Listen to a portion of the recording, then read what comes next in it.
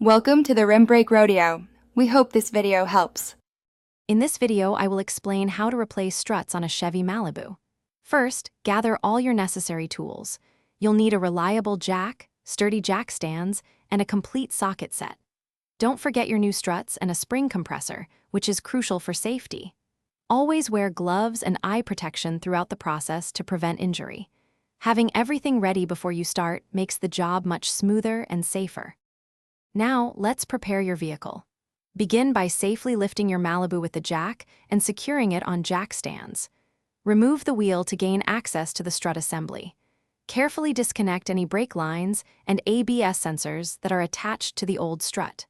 Finally, unbolt the strut from both the steering knuckle at the bottom and its mounting points on the chassis at the top.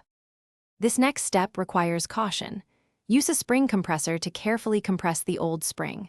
Once compressed, you can safely remove the top mount and then the spring itself. Transfer the compressed spring and the top mount onto your new strut. Make sure all components are correctly aligned and securely fastened before slowly and carefully releasing the spring compressor. Double-check all connections for tightness. With your new strut assembled, it's time for installation.